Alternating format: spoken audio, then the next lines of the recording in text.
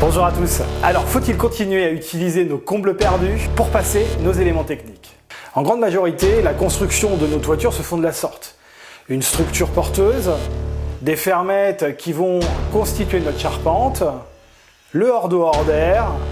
Ensuite, on va venir mettre nos suspentes, nos fourrures et nos éléments techniques, à savoir l'électricité et les gaines de VMC. Ensuite, on finira avec un isolant qui, très généralement, sont des isolants pulsés, type laine de verre ou ouate de cellulose. L'eau, quant à elle, sera passée sous dalle, car dans cet espace non isolé, eh bien, en période de grand froid, nous risquerions de faire geler ces tuyaux et de les éclater. Alors, quel est l'avantage de cette mise en œuvre? Eh bien, premièrement, c'est de dissimuler tout ce matériel, à savoir les gaines et les fils électriques, dans cette partie où il n'y a rien. La deuxième chose, c'est la possibilité de travailler avec une certaine aisance.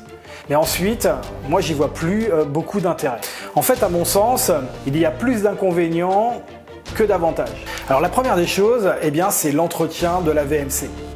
Il va falloir pour cela créer une trappe de visite. Cette trappe de visite constitue déjà un pont thermique puisqu'on n'a pas la même isolation partout. Ensuite, l'accès direct. Eh bien, généralement, il va falloir un escabeau pour pouvoir monter jusqu'à cet espace. Essayer de se faufiler dans cette surface qui est quand même exiguë en espérant que ce bloc moteur soit proche de cette trappe. Sinon, eh bien, il vous faudra monter des planches généralement, poser ces dernières pour créer un chemin et tout ça en écrasant l'isolant en place, se faufiler ou alors plutôt ramper jusqu'au bloc VMC et puis faire l'entretien, tout ça en respirant toutes ces poussières d'isolant qui sont franchement désagréables. Je fais une petite dédicace à Mickaël qui connaît très bien ce genre de problème. Je pense que je peux dire, sans trop me tromper, que l'entretien de la VMC sera souvent repoussé ou alors sous-traité. Pour l'électricité, c'est au niveau des modifications où les choses se compliquent. En effet, on va être obligé de travailler dans l'isolant et c'est pour le moins inconfortable.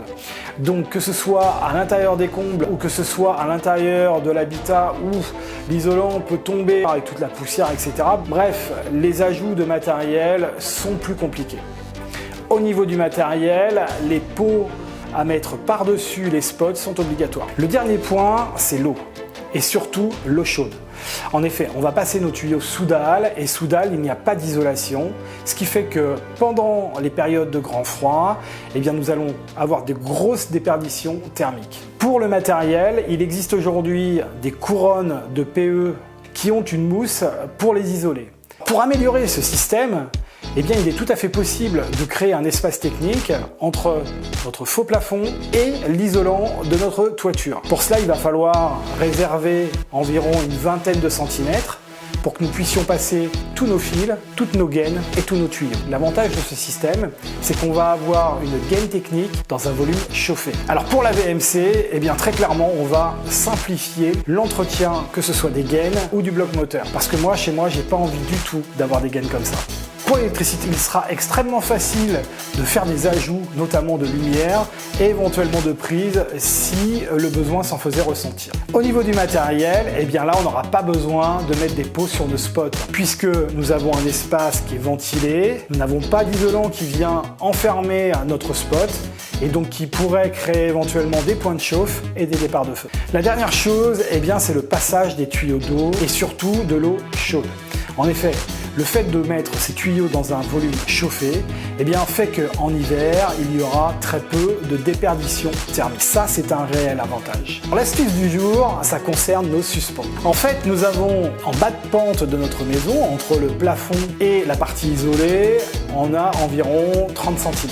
Et sur la partie la plus haute, on a quasiment 80 cm. Il existe de très grandes suspentes. Le problème, c'est le coût. Elles sont extrêmement chères. Je me dis, peut-être que je peux additionner 2 suspentes de 40.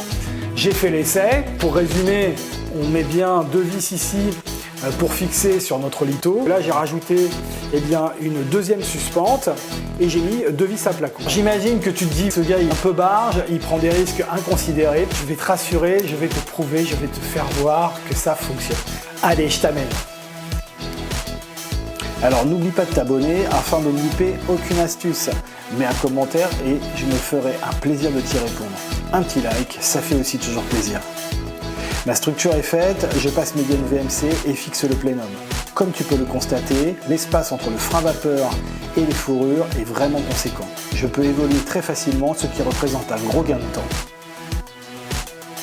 Pour l'électricité, on suit le plan d'implantation et les repères au sol que j'ai tracés. Les réseaux sont directement reliés au tableau. J'ai retenu cette solution car plus simple au niveau des branchements et plus simple en cas de modification. Tu vois, même les oiseaux trouvent ça pratique. J'ai passé seulement les 2 tuyaux noirs isolés car j'attends le reste de ma commande. Ce n'est pas grave, je pourrai les passer plus tard. Je passe aussi les PVC blancs pour l'aspiration centralisée. Tu croyais que j'avais oublié? La fixation se fait sur le lito avec 2 vis à placo. La rallonge est elle aussi fixée à l'aide de 2 vis à placo. On va voir s'il y a une grosse contrainte. Eh bien non, cela bouge facilement. Cela confirme que le poids est réparti sur l'ensemble de la structure du plafond et que cette astuce fonctionne et surtout sans danger. Sur ce, je te souhaite une excellente soirée et je te dis à ciao!